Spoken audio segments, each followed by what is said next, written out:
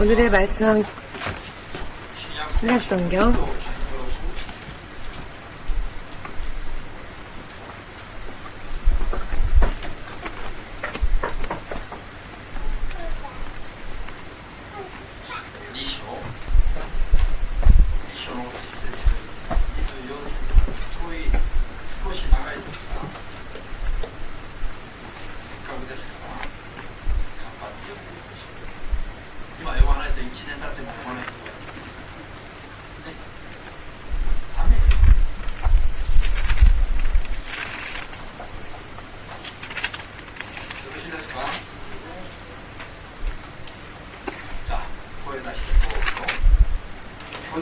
사도행전 2장 1절부터 읽겠습니다.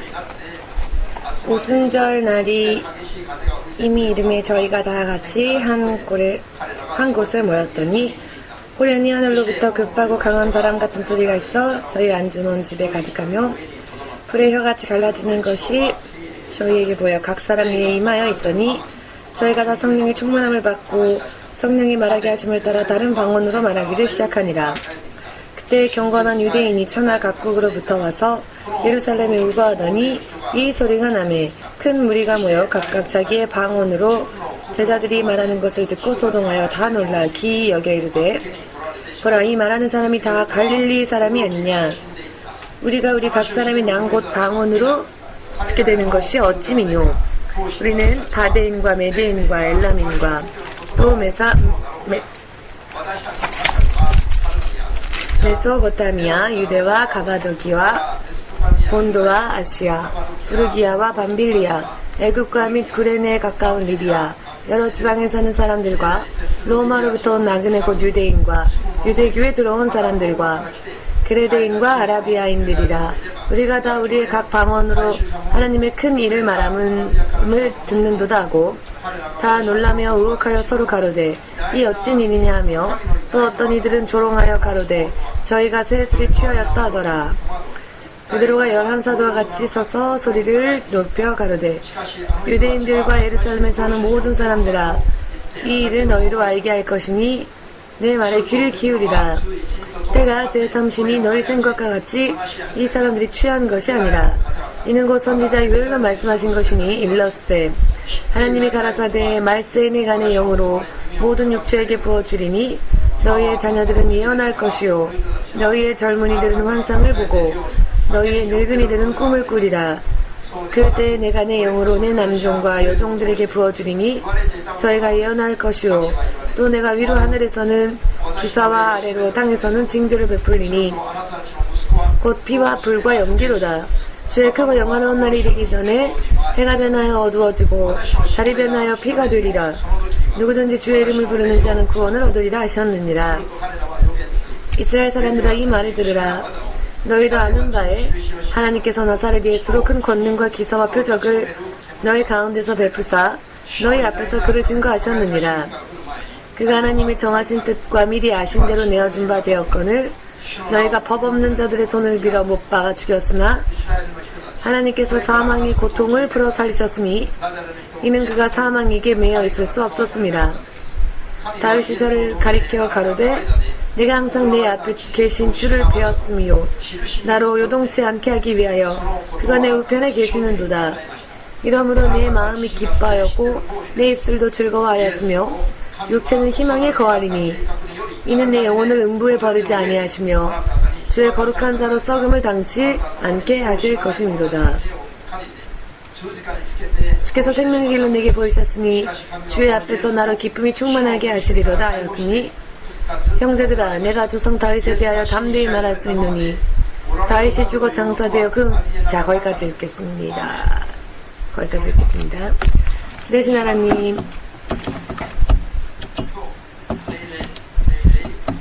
오늘 오순절 예배를 맞이하여서 주의 성령에 대하여 바르게 깨달을 수 있게 하시고 바르게 뜨겁게 주의 성령과 그 능력 그 구하여 주의 성령의 충만함을 받는 사람들 될 수 있도록 도와주시옵고 육의 생각을 뛰어넘어서 거듭나서 하나님의 자녀로서 영적인 믿음 생활을 해 나아갈 수 있도록 한 사람 한 사람 도와주시옵소서. 예배의 시종을 주께 맡기오며 예수 그리스도의 이름으로 기도하옵나이다. 아멘. 할렐루야. 자, 오늘은 오순절 성령 강림절이라고도 하고요. 성령께서 오신 날을 기념하는 날이기도 합니다. 성령에 대하여서 여러분들은 아십니까? 성령에 대하여서 아시지 못하는 분들은 눈앞에 있는 사람이 누군지를 모르는 것과 마찬가지인 사람입니다. 지금 나와 함께 사는 사람이 누구인지를 모르는 사람과 전혀 똑같다는 것입니다. 성령을 모른다면 말입니다. 예수 그리스도는 죄인을 구원하시기 위하여서 오셨습니다. 그리고 그분은 눈에 보이지 않는 하나님의 형상 되십니다. 성령께서는 죄인을 위하여서가 아니라 성령은 예수님을 영접하여 믿는 자들을 돕기 위하여서 오신 보혜사 예수 그리스도의 영이시며 그분은 성령이랍니다. 다시 한번 모두 함께 고백해 볼까요? 예수님은 세상의 죄인을 구원하시기 위하여 오신 눈에 보이지 않는 하나님의 형상이시다. 성령님은 예수님의 이름을 믿는 크리스찬을 돕기 위해 오신 예수 그리스도의 영이시다. 아멘. 예수 그리스도의 영, 예수님은 육신으로서는 지금 이 세상에 계시지 않고 하늘의 보좌에 앉아 계십니다.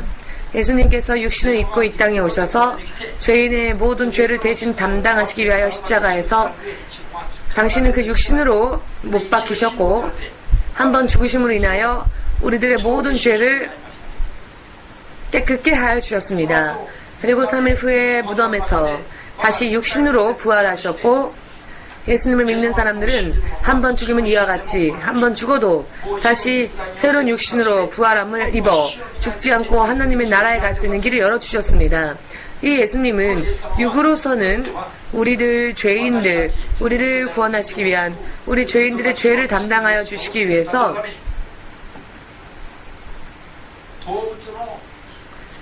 동물의 희생제물 대신 우리들의 희생제물이 되기 위해서 오신 하나님이십니다. 그리고 그분이 바로 예수님이십니다. 믿으십니까?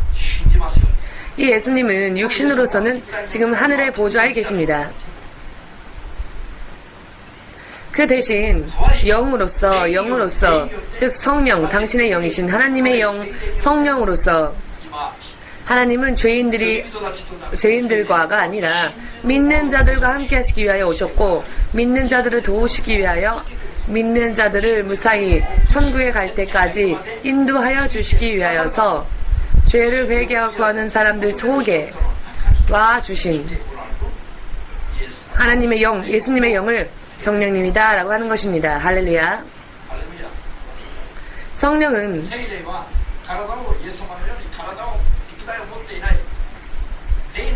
영으로 오시고 육신이 아니신 영으로 오셨을 뿐이지 삼위일체 하나님과 똑같이 그 권위에 있어서도 능력에 있어서도 모든 면에 있어서 육신을 입고 오셨다는 점만 틀릴 뿐이지 예수님 안에는 모든 권능과 능력을 성령도 가지고 계십니다.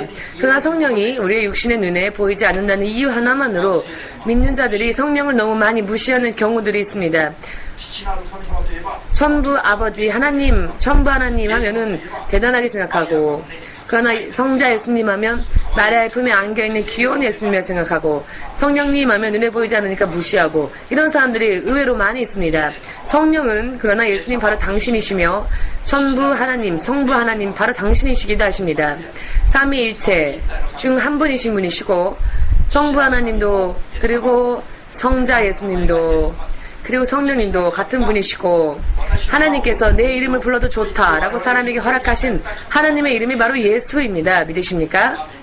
이 예수님께서 육신으로는 하늘에 계시지만 다른 모든 면에 있어서 우리들과 함께 임마누엘 하여 주시는 약속을 지켜주시기 위하여 오신 분이 바로 성령님, 예수님의 영신 성령님인 것입니다. 성령님을 바르게 알지 못하는 사람은 영적인 믿음 생활을 기대할 수 없다는 것과 똑같습니다. 성령을 알지 못하면 예수님을 마음으로는 믿는다고 하지만 그 생활은 예수를 믿지 않는 자와 별반 다를 것이 없는 그와 같은 삶을 사는 것과 똑같이 되어집니다. 성령을 알지 못하면요. 그리고 성령의 능력을 받지 못하면 말입니다. 이와 같은 육신의 연약함, 사람의 육신의 연약함을 도우시고 예수님 안에 있는 능력과 권능, 모든 축복이 믿는 사람들 안에도 있게 하기 위하여, 도우시기 위하여 성령께서 오셨다라고 하는 것을 믿으신다면 성령님을 여러분은 존중하시고 존경하시고 섬겨야 합니다. 공경해야 하며 경외해야 합니다. 생각을 해보시길 바랍니다. 친구가 옆에 있는데 그 친구가 만약 나를 무시한다면 기분이 좋지 않을 것입니다. 친구가 무시해도 기분이 나쁜데 부부가 같이 있다 합시다. 근데 부인이 남편에게, 남편이 부인에게 무시를 한다면 저는 집에 가서 가만히 묵묵히 있으면 화를 냅니다. 사모님이 가만히 있으면 화를 냅니다. 나하고 같이 있는 게 즐겁지 않습니까? 나하고 같이 있는 게 싫어서 그렇습니까? 왜 집에 오면 말을 안 합니까? 저는 다만 싫어서 혹은 무시해서가 아니라 피곤해서 그랬을 뿐인데 말을 안 하면 부인이 금세 그런 이야기를 합니다. 사모님이. 왜냐하면 부부인데 한 곳에 같이 있으면서도 대화를 하지 않고 이야기를 하려 하지 않으면은 무시당한다는 느낌을 받게 되는 것입니다. 그런 생각으로 그렇게 행동한 것이 아니라 할지라도 실제로 옆에 누군가가 있는데 그 누군가에게 말을 걸지도 않고 대화하려 하지도 않고 무시한다면 그것은 결국 상대방의 인격을 존중하지 않는 것이고 그 사람의 상대방을 그 존재함 자체를 무시하는 것과 마찬가지인 것이죠. 성령님은 지금 우리와 함께 계십니다. 그런데 예수님은 육신으로 부활하셨기 때문에 천국에 계시고 우리는 예수님을 육신으로는 당장 만날 수가 없죠. 그래서 성령님이 대신 이 땅에 오셨는데 우리가 그 예수님을 공경하지 않는다면, 구하지 않는다면, 존경하지 않는다면, 그분을 또 찬양하지 않는다면 안 되는 이유가 바로 여기에 있습니다. 지금 성령께서 여기에 함께 하시는데 성령님이 무시당하고 있으니 성령께서 역사를 하지 않는 것입니다. 성령은 역사할 수 없기 때문에 능력이 없어서가 아니라 성령이 능력이 없어서 역사하지 못하는 것이 아니라 믿는 자들이 성령을 구하지 않기 때문에 성령이 일하지 않는 것이고 그래서 사람은 육체의 한계를 뛰어넘지 못하고 사는 것입니다. 지금 우리 믿는 자를 도와주러 오신 분이 성령님이신데 성령님에 대해서는 믿으려 하지 않고 무시하고 인정하려 하지 않고 구하려 하지 않으니 이것은 얼마나 기분이 좋지 않은 이야기입니까? 친구 사이라 할지라도 부부 사이라 할지라도 상대방이 무시하면 기분이 나쁜데 여러분 왕이 혹은 대통령이 우리들의 눈앞에 있다 합시다. 지금 왕이 있거나 없건 관계없이 내가 하고 싶은 일을 계속한다면 어떻게 되겠습니까? 위험하지요. 왕이 눈앞에 있을 때는 왕이니까 왕으로서 왕의 입장을 존중해 주어야 합니다. 왕조차도 이 땅에 있는 사람이라 할지라도 그가 왕이라면 그 왕을 공경해야 마땅하는데 하물며 모든 것을 창조하신 하나님, 만물의 왕으로서 오시는 그 하나님의 영, 성령을 우리가 공경하지 않는다면 그것은 하나님의 인격 자체를 모독하는 것과 마찬가지인 것입니다. 그분은 우리 눈에 보이지 않을 뿐이지 우리보다 더 섬세한 정신과 마음과 고상한 인격을 가진 분이십니다. 프라이드가 높은 것으로 치자면 성령님보다 더 높은 분은 없을 것입니다. 하나님보다. 그런데 그런 분을 우리가 일일이 무시하고 산다면 그분은 물론 사랑이시기 때문에 길게 오래 참아주시지만 영원히 참아주시는 분은 아니십니다. 그분이 발장 끼고 일을 할 수가 없게 되는 것입니다. 발장 낀 채로 성령이 일하지 않으시면 성령이 침묵하시면 아무리 열심히 하려고 해도 마음에 뜨거워지질 않고 아무리 육의 힘으로 몸부림을 쳐도 사람의 능력의 한계를 뛰어넘는 하나님의 놀라운 능력을 그 역사를 맛볼 수는 없는 것이죠. 자신의 힘으로 열심히 몸부림쳐 보다가 인생도 안 되겠구나. 그래서 포기하거나 혹은 심한 경우에는 생명까지 포기하거나 믿어도 믿음의 결과가 나타나지 않는 것은 믿으면서도 성령을 인정하려 하지 않는 결과라는 것을 믿으시기를. 성령님이 얼마나 소중한 분이신지 우리들과 영원토록 함께 하시는 임마누엘 하나님, 임마누엘의 하나님, 하나님께서 우리 사람과 함께 하신다는 약속을 지금도 그리고 후로도 영원토록 변치 않고 지켜주시는 하나님은 지금 성령님이신 것입니다. 육신으로 부활하신 예수님은 우리가 천국에 갔을 때 보좌에 앉아 계시고 육신은 예수님의 육신도 하나이기 때문에 예수님은 천국에 계시면 다른 곳에는 계시지 않으십니다. 예수님은 보좌에 앉아 계시고 육신으로 그리고 영원히 우리가 천국에 가서도요. 우리가 지금 우리에 거쳐 있는다면 예수님은 보이지 않겠죠. 그분은 보좌에 앉아 계시니까. 그러나 그때조차도 우리와 함께 하시는 하나님은 바로 성령님이다라는 것입니다. 할렐루야. 이와 같이 밀접하게 우리 믿는 자들과 함께 관계하시는 성령님, 우리가 영접하면 우리와 영원토록 함께 계시는 그런 성령 하나님을 모르고 혹은 의지하지 않고 믿으려 하지 않는다는 것은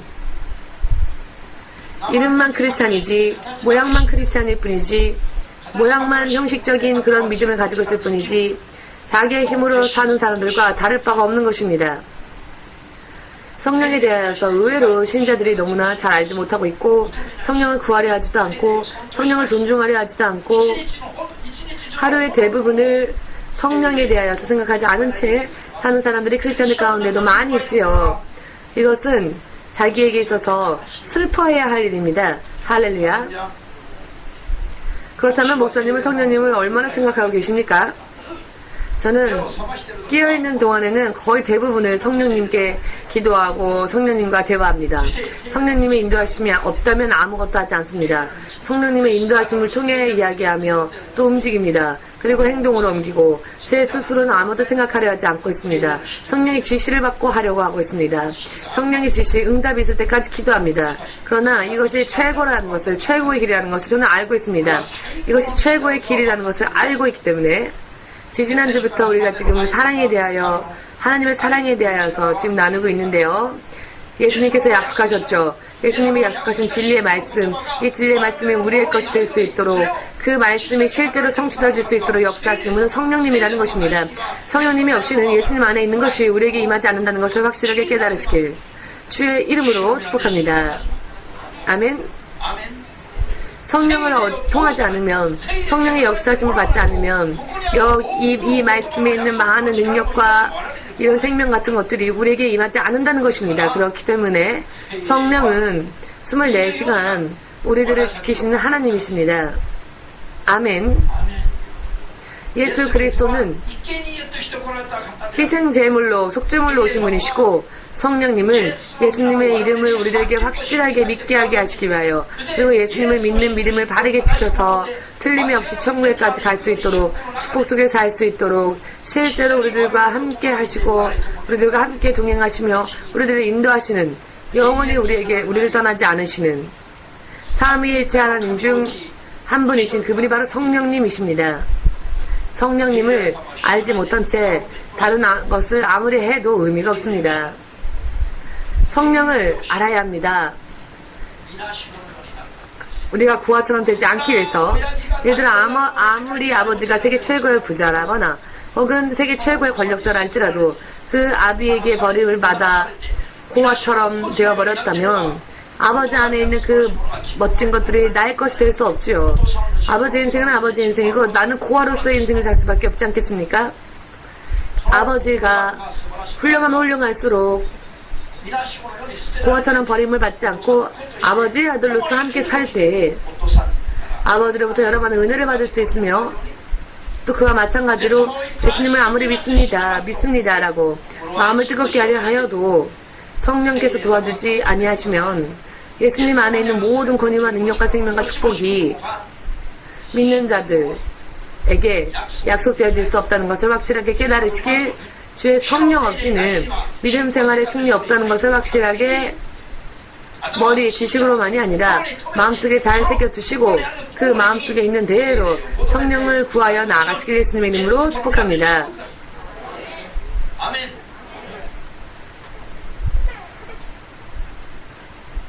여러분, 성령 강림절, 오순절, 성령께서 이 세상에가 아니라 믿는 자 안에 들어오셔서 함께 하신다는 것, 이것은 상상을 초월하는 축복이 아닐 수 없습니다. 상상을 초월하는 축복입니다. 만일 이것이 없었다면은 성령께서 개인의 믿는 자들 안에 함께 해주시겠다고 하는 이 약속의 실현이 없었다면은 믿는 자가 되었어도 절망이었을 것입니다. 예수님을 믿는다고 결심했다 할지라도 절망이었을 것입니다. 그 후의 인생, 천국까지 가는 인생이 여러 많은 험난한 길, 마귀에게 이길 수 없는 그런 길들만 있으니 그 길을 다 통과하여 천국에 갈 수는 거의 대부분의 사람들이 갈 수 없을 것입니다. 예수를 믿습니다 라고 고백한 순간 죽으면 천국 갈 수 있겠죠. 그러나 믿습니다 라고 고백하고 나도 우리의 육신의 생명이 끝나는 것은 아니기 때문에 하나님께서 부르시는 그 날까지는 믿음의 싸움을 해야 한다는 것입니다. 예수를 믿겠습니다 결심한 순간 숨이 끊겨 죽는다면 천국에 갈 수 있지요. 성령의 도우심 없어도 그 믿음의 고백으로 천국 가는 것이니까. 그러나 믿음으로 천국 가는 것이지만 우리가 이 세상을 믿음을 가지겠노라 고백하였다 할지라도 10년이고 20년이고 사는 동안에 믿음 생활을 지키지 못하게 되고 믿는다는 것은 형식뿐만이 되고 육의 한계를 뛰어넘은 하나님의 놀라운 역사를 체험할 수 없고 말씀이 무엇인지 의미도 모르고 예수님 믿음의 가치도 알 수 없고 말씀의 성취되는 것을 깨달을 수도 없고 또 도중에 이 믿음을 지키지 못하고 믿음으로 구원을 받지만 우리가 성령의 도우심을 받지 않는다면 이 믿음을 지키지 못하기 때문에 우리는 천국 가기 어려워질 것입니다. 그렇기 때문에 우리를 돕기 위해서 하나님은 성령을 주신다 약속하신 것입니다. 성령님은 말로는 표현할 수 없을 정도로 다 표현할 수 없을 정도로 너무나 그분은 훌륭한 분이시고 우리는 이 성령을 받지 않으면 안 됩니다.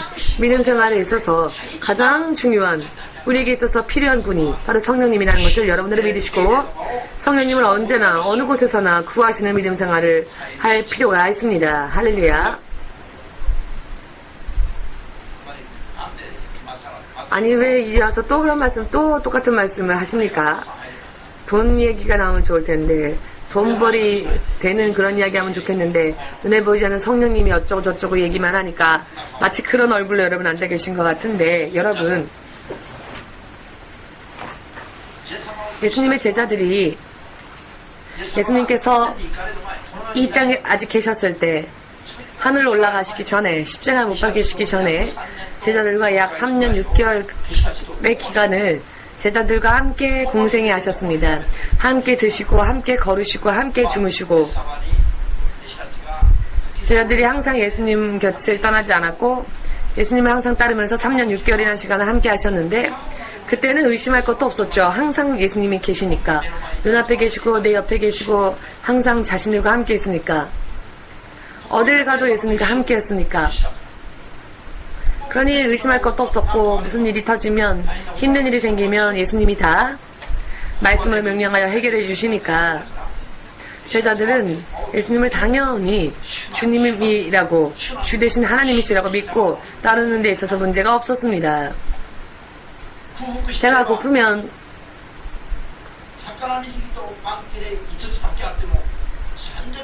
자, 5병 2호로서 3,000명이고 그 많은 사람들을 한꺼번에 먹이시는 그런 능력을 체험했고 배를 탔을 때 거센 풍랑을 만나 배가 물에 빠지게 됐을 때 예수님께 말씀드리니 예수님이 그것을 다 풍랑을 잠잠하게 하시고 눈에 보이지 않는 귀신에게 결박당하여 사람이 살아남은 인생을 살지 못했을 때에도 예수께서 그 사람 안에 있는 귀신을 다 쫓아내요.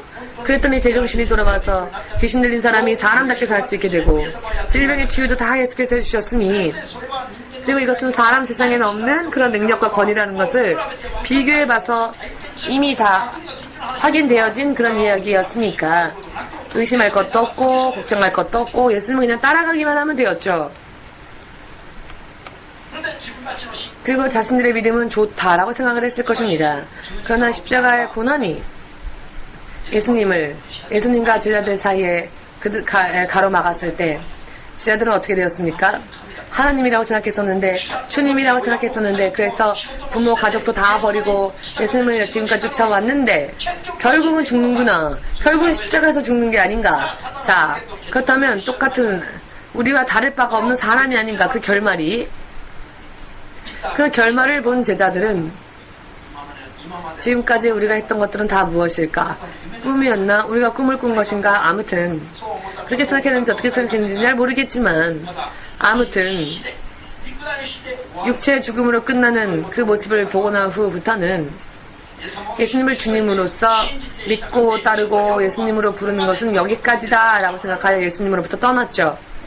사도 베드로 같은 경우에는 너도 예수와 함께 있지 않았냐? 그 무리였지 라고 했을 때 그것이 드러나게 되면 자신도 똑같이 십자가형을 당하게 될까 두려워 예수님을 부인하였죠.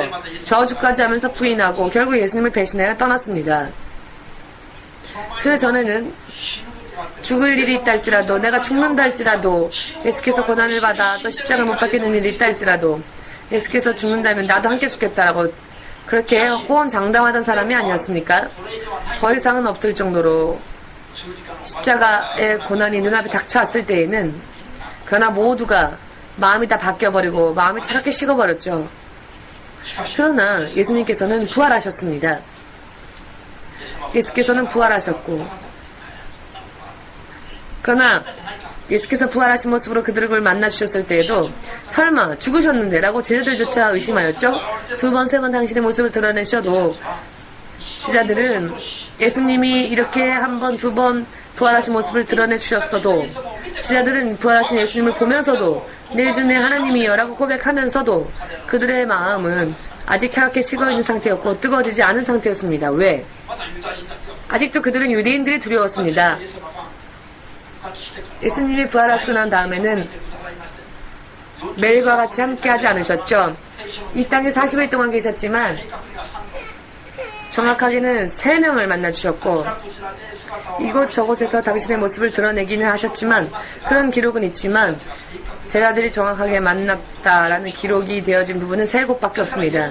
그러니까 예수님 눈앞에 나타났을 때는 매일매일 또 예수님이 부활하신 모습을 나타내신 것도 아니니까 예수를 만났을 때는 내 하나님 하다가 예수님을 또 못 보게 되면 불안해지고 어떻게 살아야 할까 고민하고 앞으로 어떻게 무엇을 하며 살아야 할까를 알지 못하여 방향을 잡지 못한 채 결국 제자들이 갈릴리 바다로 다시 어부가 되기 위해 돌아갔지요.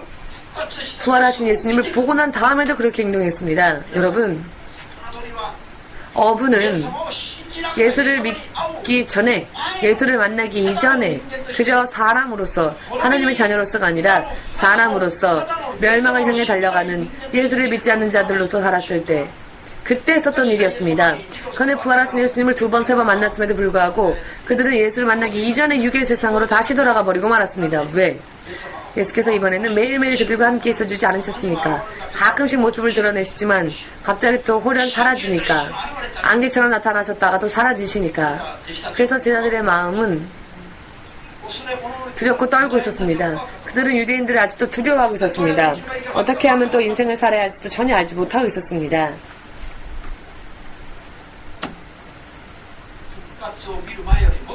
부활을 보기 전에 보다 더 마음이 차갑게 식어버렸죠. 예수께서 40일 후에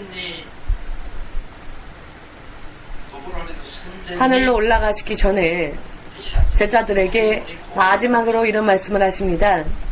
너희는 예루살렘을 떠나지 말고 제자들은 부활하신 예수님 보고 난 다음에도 갈릴리로 가지 않았었습니까? 예루살렘을 떠나 갈릴리로 가서 물고기를 잡고 유괴 생활을 다시 하였죠. 그래서 예수님은 마지막에 말씀하십니다. 이와 같은 것을 아무리 하여도 그것은 유괴 생활에 지나지 않으니까 예루살렘을 떠나지 말고 아버지 하나님이 약속하신 나의 영, 즉 성령이 임하여 성령이 너희들 머리에 임하면 성령의 권능을 한 사람 한 사람이 받을 텐데 그렇게 되기까지는 성령의 권능을 받기 전까지는 아무것도 하지 말고 예루살렘을 떠나지 말고 기도하라. 성령을 받지 않고 하는 행위는 다 허무하니까 성령을 받고 난 후에 그 후에 바른 인생의 길을 찾아서 성령과 함께 이번에는 예루살렘에만 머물지 말고 자기 배만 채우지 말고 형제의 땅에도 이방인의 땅에도 땅끝까지 나아가서 이번에는 예수가 살아계신 하나님이시다. 예수를 믿는 것이 100년으로 끝나는 것이 아니라 영원한 구원을 얻고 하는 것이다 라는 것을 사람으로 태어나는 모든 자들에게 전하라. 이것이 크리스천으로서의 바른 삶의 방식이다. 방법이다 라는 것을 마지막으로 예수님은 말씀하시고 죽음을 보지 않으시고 부활하신 모습 그대로 하늘로 가셨죠. 하늘로 가시고 난 후에 이제 아직 오지 않으셨습니다. 그러나 그분은 다시 오리라 약속하셨습니다. 육신을 입고 다시 이 땅에 오실 겁니다.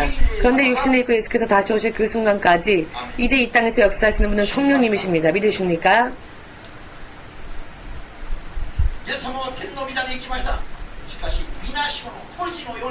예수님은 하늘의 보좌로 가셨지만 고아처럼 우리를 버려두지 않으시기 위하여 영으로서 예루살렘에 있는 사람들뿐만이 아니라 전 세계 사람들에게 모두 앞에서, 그리고 또 개인 안에서, 그 개인 안에 들어오셔서 개인과 함께 하시기 위하여서 육의 한계를 뛰어넘어 영의 모습으로 다시 오신 예수님, 그분이 바로 성령님이신 것입니다. 아멘. 믿으십니까? 성령은, 육신은 예수님을, 성령님은 육신을 입지 않은 하나님이시기 때문에 눈에 보이지 않지만, 그러나 그 이위의 것은 예수님과 전혀 다를 것이 없는 하나님이십니다. 그러니 성령님에 대하여서 바르게 믿으시고 바르게 깨달으시고, 성령을 구하지 않으면 믿음 생활이 어떻게 돼버릴까요? 영적으로 되지질 못합니다. 부활을 보았음에도 불구하고 예수를 믿기 전의 모습으로 돌아갔었던 제자들처럼 그 생활이 육의 생활로 다시 전락해 버리고 맙니다. 성령을 구하지 않는다면 말입니다. 예수님을 구하면서도 삶은 그냥 예전의 모습대로 사는, 이것이 바로 사람의 육신의 한계입니다. 아무리 잘난 사람도 한계를 넘지 못하죠. 자, 아무리 위대한 사람이라 할지라도 자신의 힘만으로는 예수님을 바르게 믿을 수가 없습니다. 성경에 있는 말씀들이 다 내 안에 성취되지 못합니다. 아무리 훌륭하다 할지라도, 아무리 훌륭한 목사님이 있다 할지라도 성령의 능력, 성령의 도우심이 없이는 이 말씀 안에 있는 약속이 내 것이 될 수가 없습니다. 할렐루야. 여러분, 성령에 대해서 우리는 깨어있을 필요가 있습니다. 성령하면 하나님의 모든 것입니다. 눈에 보이지 않는다고 해서 무시해도 되는 그런 분이 아니십니다. 구하지 않아도 되는 그런 분이 아니라는 것입니다.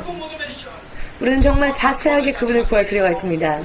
성령을 자세하게 구하고 자세하게 나타나서 예수님으로부터 받으려고 하지 마시고, 자, 뭔가 성부 어떤 그런 위대하신, 그 성부는 위대하신 분이니까 그분한테 구하면 되겠다 라고 하지 마시고 성령님께 구하십시오. 성령님은 넓게 그리고 자세하게 모든 하나님의 능력을 다 가지고 계시며 우리와 함께 역사하시는 분이십니다. 앞으로도 영원토록 성령 우리와 함께 해주십니다. 아멘. 성령을 믿고 예수님을 믿고 좋아지길 원하십니까? 틀림없이 천국 가기를 원하십니까? 하나님 안의 능력이 내 안에도 있기를 원하십니까? 믿음 생활을 바르게 하고 믿음을 바르게 지켜서 이 땅에서도 복음의 증인이 되고 내 신앙의 결과를 보란듯이 자랑하고 싶으십니까? 이런 소망들이 있다면 성령님께 철저하게 구해야 할 필요가 있습니다. 성령님을 통하지 않은 채 할 수 있는 일은 없기 때문입니다. 믿으십니까? 오늘의 이 베드로를 보시길 바랍니다. 예수님을 저주하고 마지막에는 예수님을 따라가다가는 우리도 죽겠다 싶어서 예수님을 부인하고 배신하고 도망갔죠. 부활하신 예수님을 만났을 때에는 처음에는 이 부활하신 예수님을 믿으려 하지 않았죠. 그러나 보고 난 다음에는 예수님이 부활하셨다는 것을 알게 되었지만 예수님이 또 모습을 드러내지 않으시면 예수님이 부활하셨다는 지식은 머릿속에 있지만 마음은 또 채워지지 못해서, 왜? 한번 보았으니까 무엇을 보았느냐? 예수님을 쫓아가다 보면 십자가에 같이 못 박힐 수도 있다.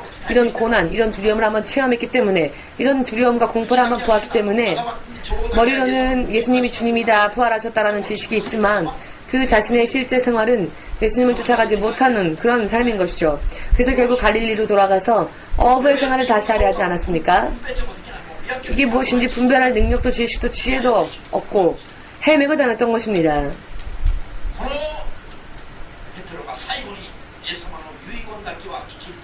그런데 이 베드로가 예수님의 마지막 유언만큼은 받아들였습니다. 모두 함께 너희는 아버지가 약속하신 아버지 하나님으로부터 약속되어진 예수의 영 성령을 받을 때까지 예루살렘을 떠나지 말고 성령을 받으면 하나님의 권위와 능력도 함께 받아서 이번에는 예루살렘 뿐만 아니라 유대와 사마리아와 땅끝에 이르기까지 나 예수의 증인이 되라. 이 마지막 유언만큼은 베드로가 받아들였습니다. 그리고는 마갈 다락방에 들어가서 처음에는 120명 죄송합니다. 120명이 남아있었죠. 처음에는 더 많은 인원들이 있었지만 마지막까지 성령이 임할 때까지 기다렸던 사람들은 120명밖에 남지 않았죠. 예수께서 다시 하늘로 올라가는 모습을 보았음에도 불구하고 380명의 사람들은 다시 세상으로 돌아갔고 120명만큼은 하루 이틀 3일 지나도 4일 지나도 예수께서 약속하신 아버지께서 약속하신 성령을 기다리며 기도했습니다. 하루 이틀 3일 지나도 보이지 않았지만 모두 함께 인내로 기도했다. 드디어 열흘째 되던 날 아버지가 약속하신 성령이 임하였습니다. 아멘.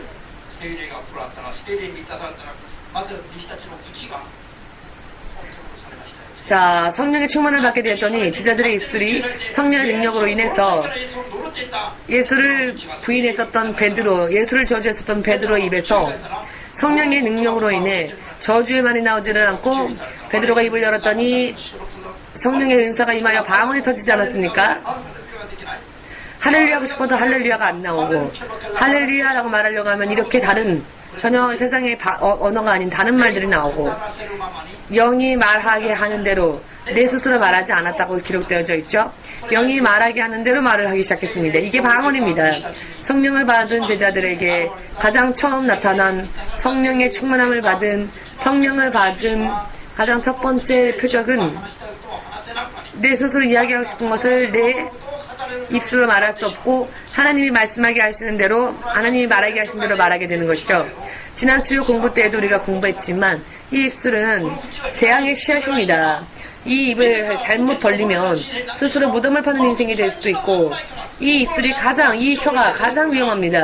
사람의 마음이 혀를 통해 나타나기 때문에 하나님은 성령께서는 먼저 입술을 잡으셨지요. 사람이 사람의 마음대로 이야기하지 않고 성령의 권능으로 그 입술을 잡으시고 그 입술에 파수꾼을 주신 것입니다. 입술로 자신의 인생에 불행의 씨를, 저주의 씨를 뿌리는 일이 없도록 입술을 지키셨던 것입니다. 이게 성령이 임하였을 때 처음 나타난 은사였던 방언 은사임을 믿으신다면 여러분들에게도 성령의 충만함이 임하여 방언의 은사를 받을 수 있도록, 그리고 방언으로 내 뜻대로 이야기하는 것이 아니라 기도하는 것이 아니라 하나님의 뜻대로 기도할 수 있는 영적인 주의 자녀들로 거듭날 수 있도록 항상 구하는 여러분들 되시기를 예수님의 이름으로 축복합니다.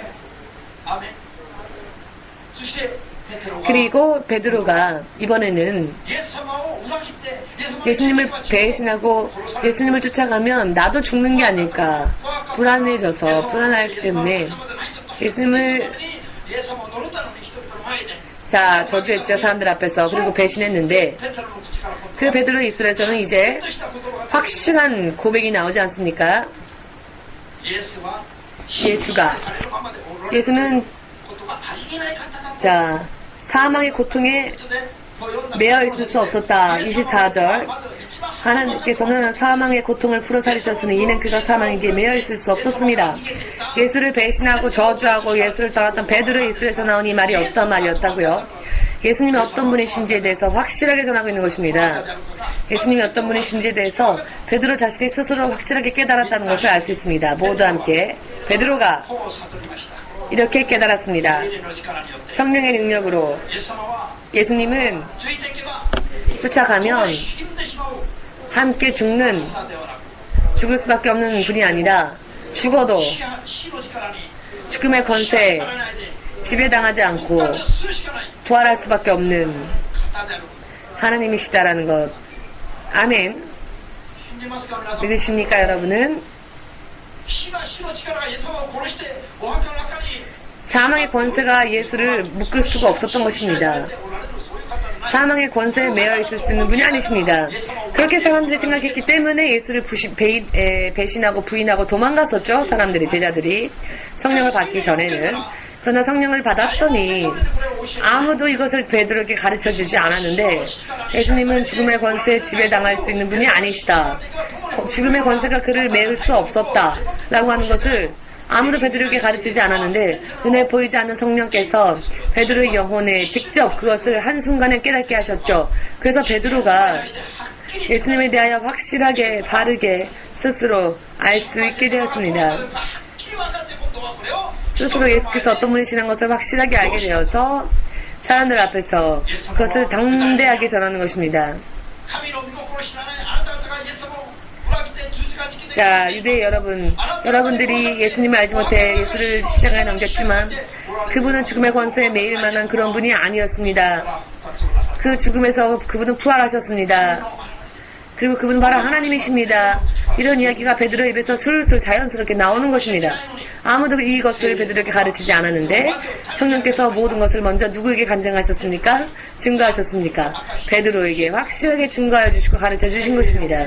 성령을 받으면 성령은 예수에 대하여 진리의 말씀에 대하여 구하는 자들에게 확실하게 깨닫게 해주시는 진리의 영, 예수 그리스도를 증거하는 영이시다라는 것을 믿고자 원하는 자만이 아멘으로 박수를 바로 여러분의 성령님께 뜨겁게 보내시기 바랍니다. 뜨거워지지 않는 것은, 마음이 뜨거워지지 않는 것은 아직도 성령의 충만을 받지 못하기 때문입니다. 육의 능력을, 육의 한계를 뛰어넘지 못하는 것도 성령의 능력을 아직 받지 못했기 때문입니다.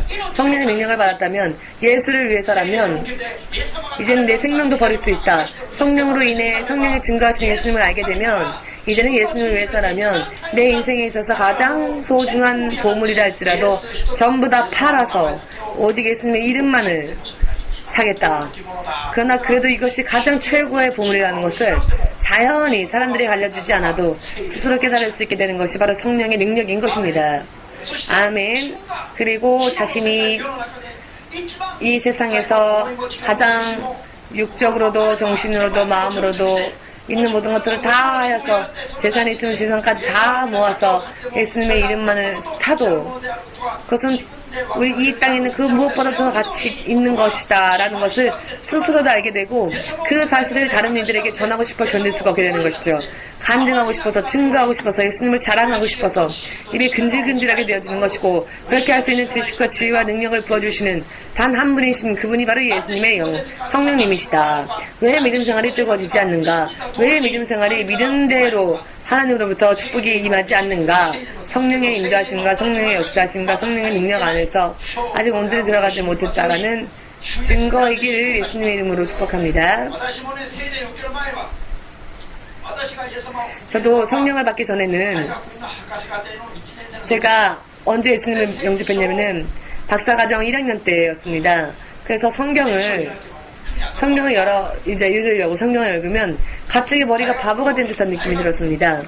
대학원 박사과정 공부를 했었을 때였기 때문에 자신의 전문 분야에 대해서는 한번 그냥 술술 읽으면 두 번, 세 번 다시 읽지 않아도 이해가 됐고 어떤 책 경우에는 목차만 읽어도 대체적으로 무슨 이야기를 하고 싶었는지에 대한 내용이 파악이 됐고 그래서 중간만 펼쳐서 열어본 적도 있고 맞나 싶어서 살펴보려고 중간 정도 열어봐서 보면 역시 자신이 생각했던 것과 똑같은 것이 써있기도 하고 이렇게 이해가 빨랐는데 성경은 읽다가 다시 성경책을 덮으면 잊어버리고 사라져버리고 의미를 깨닫는 의미를 모르는 것은 말할 것도 없고 방금 읽었는데 성경책을 덮으면 깨끗하게 성경 말씀이 머릿속에서 지워져 버려서 내가 예수를 믿고 바보가 된 것 같다라는 생각을 한 적이 있습니다.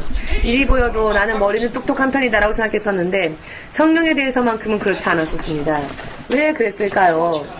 육의 힘, 자신의 육의 지식, 지혜, 능력으로 영이신 하나님의 말씀을 읽으려고 했기 때문에 그랬던 것입니다. 그러니 그 말씀에 가까이 나아갈 수가 없었던 것이죠. 그러나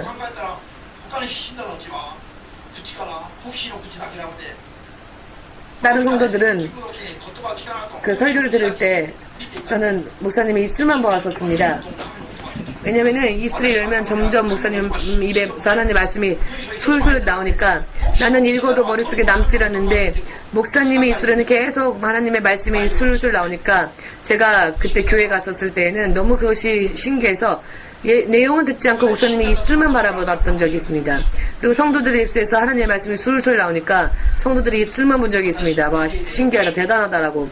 그러나 저 자신도 성령을 받고 성령의 충만함을 입어서 성령의 능력으로 성경을 읽게 되었더니 의미가 머리가 아니라 머리로가 아니라 마음으로 뜨겁게 바르게 강하게 들어오게 되었습니다. 그리고 자기 스스로도 이 말씀에 대해 설명할 수 있게 되었고, 아, 그렇구나. 성령에 의하지 않으면, 성령의 능력을 의하지 않으면 하나님의 말씀은 읽어도 내 것이 될 수 없구나. 내 것이 될 수 없으니까 믿을 수가 없고, 이것이 내 인생에서 실현되어질 수 있도록 성령을 받지 않으면 이 말씀이 진실인지 아닌지를 알 수가 없고, 성령에 의하지 않으면 이 말씀이 좋게 느껴지지 않기 때문에 내 것이 될 수 없고, 그러나 성령의 충만함을 받으면 모든 말씀이 정말 소중한 말씀이라는 것, 모든 말씀이 눈에 들어오고 보이고 인생을 알게 되고, 성령의 능력은 여러분, 성령에 대하여서는 1년 내내 성령에 대해서 말하여도 부족할 정도입니다. 올해에는 성령에 대해서 철저하게 더 여러분들과 함께 나누고자 합니다. 다음 주부터는 사랑의 열매. 사랑은 하나님 안에 있는 것인데, 하나님 안에 있는 사랑이 우리 것으로 되기 위해서는 성령의 능력으로 임하는 겁니다. 로마서 5장 5절 모두 함께 고백해 볼까요? 하나님의 사랑이 성령으로 인해, 성령으로 통해 우리들에게 부어진다. 아멘. 지난 주부터 우리가 하나님의 사랑에 대하여서 지금 말씀을 나누고 있지요. 그 하나님의 사랑은 성령을 통해서 우리에게 임하는 것입니다. 성령이 역사하지 않으시면 하나님의 사랑이 있다 할지라도 우리에게 오지 않는다는 것입니다. 성령 없이는 아무것도 할 수 없습니다. 성령을 알고 성령의 충만함을 받고 성령을 구하게 되면 여러분들의 운명이 바뀌게 될 것임을 믿고자 원하시는 분만 마음으로부터 아멘으로 박수를 주께 성령께 돌리시기 바랍니다. 아멘. 성령님에 대하여서 아직 이 정도밖에 이야기하지 못했습니다. 앞으로도 더 많은 이야기들이 있습니다. 올해에는 주로 이 성령님에 대하여서 말씀을 나누고자 합니다. 왜냐하면 가장 우리에게 있어서 없어서는 안 될 분이시니까요. 다른 부분들을 아무리 해놓아도 의미가 없습니다. 천하를 손에 넣었다 할지라도 성령이 없다면 의미가 없습니다. 생명을 잃으면 끝이니까요. 육신과 육신에서 일하는 육신의 모든 일들은 들의 꽃과 같은 것이라 풀은 시들고 꽃은 떨어지지요. 그리고 지금은 아름답습니다. 그러나 일주일 지나면 어떻게 될까요? 봐줄 수가 없을 겁니다. 시들어버려서. 그래서 버리는 거죠. 지금은 예뻐도 일주일 정도 지나면 봐줄 수가 없을 정도로 더러워집니다. 사람이 하나님의 영의 충만함을 받아 믿음 생활을 바르게 하면 할수록 하나님 앞에서 귀여운 자녀의 모습이 됩니다. 사람의 영이 60만을 구해 나아가면 하나님이 받을 수가 없게 됩니다. 아무리 이야기를 듣지도 않고 육신을 떠날 때까지 하나님의 말씀을 들으려 하지 않고, 그러니 마지막에는 봐줄 수가 없기 때문에 쓰레기통으로 쓰레기를 버리는 것처럼 하나님의 나라에서 영적 쓰레기통은 지옥입니다. 저 동경만에 가면 아주 멋진 깨끗한 타워가 있죠. 타워가 있습니다. 탑 같은 것이, 아주 깨끗한 빌딩 같은 것이. 그러나 겉은 깨끗하지만 그 안은 쓰레기를 소각하는 소각장입니다. 쓰레기를 태워서 소각하는 소각장입니다. 더러운 쓰레기를 깨끗하게 태워버리는 곳이죠. 쓰레기를 가장 깨끗하게 소독할 수 있는 방법은 쓰레기를 태우는 것, 불에 태우는 것이야말로 가장 완벽한 소독법이 됩니다. 하나님께서 하나님 앞에서 더러워지고 거듭나려 하지 않는 사람들의 영을 마지막으로 버리는 곳이 바로 어디라고요? 불이 활활 타오르는 지옥입니다. 지금은 깨끗하고 아름답다 할지라도 육체의 일들은 쇠약해져 가고 시들어져 갑니다. 천하보다 더 우리가 먼저 구해야 할 것은 내가 하나님의 자녀로 거듭나서 하나님의 자녀로서 사는 일입니다. 하나님의 자녀로서 살기 위하여서는 성령의 능력 없이는 죽을 때까지 무리라는 것을 여러분 믿으십니까? 믿으십니까? 어떤 사람은 예수님을 믿는다고 생각한 순간 성령이 임한다라고 생각하는 분들이 계시는데요. 성경을 전혀 읽지 못한 사람들입니다. 예수님을 믿는다고 자, 제자들은 생각했지만 성령은 임하지 않았죠? 성령이 임한 것은 제자들이 죄를 회개하고 성령이 임하도록 기도했을 때 그 열흘 후에 비로소 성령이 믿는 자들에게 임하였습니다. 성령 강림절 전에도 예수를 믿었죠. 그러나 성령이 제자들 안에 없었습니다. 예수님을 믿은 순간에 성령도 같이 임하는 게 아닙니다. 성령을 받는 것과 예수를 믿는 순간은 틀립니다. 가끔 예수님을 영접한 순간 성령이 함께 임하는 사람들도 있습니다. 가끔은. 그러나 그 성령이 임하는 시기는 모두가 다 다릅니다. 틀립니다. 예수님을 믿는 순간 성령을 받는다 라는 그런 적당한 생각으로 성령을 받지도 않았으면서 예수를 믿는다고 고백했으니까 나는 이미 성령 받았다 라고 생각하고 착각하다가 멸망하는 사람이 없으시기를 예수님의 이름으로 축복합니다. 마지막으로 사도 바울이 에베소 교회에 있었을 때 예수의 이름을 믿고 예수의 이름을 알고 있는 자들이 에베소 교회에 있었죠. 사도 바울은 그들에게 성령을 받으셨습니까? 라고 물었습니다. 성령을 받았습니까? 라고 에베소에 있는 사람들에게 물어봤더니 에베소에 있는 신자들이 아니요, 우리는 성령에 대해서 들어본 적도 없거니와 그런 분이 계신다는 것도 알지 못합니다. 예수님을 믿고는 있지만 성경은 이렇게 말씀하고 계시는데 사람들은 예수님을 영접한 순간 성령을 받았다라고 착각하는 겁니다. 그런 사람들이 너무나 많죠. 왜냐하면 성령에 대해서 너무나 몰라서 그렇습니다. 성령은 언제 개인에게 임하십니까? 예수님을 영접하고 죄를 철저하게 회개하고 예수님은 죄인을 위해 오셨지만 성령은 죄를 회개한 자들에게 그런 죄를 회개한 자들을 도우시기 위해 오시는 분들이기 때문에 죄를 철저하게 회개하고 죄의 사함을 받은 사람 안에 성령은 임하시고 그 사람을 도와주시고 지켜주시고 천국까지 인도해 주시는 하나님이시다라는 것을 믿으시기를. 성령 오순절이라는 오순절이기 때문에 말로만 그냥 성령 하지 마시고 오늘부터 집에서 기도하셔도 좋고 교회 와서 기도하셔도 좋으니까 5분 10분 기도하는 것만으로는 성령 받기가 어렵습니다.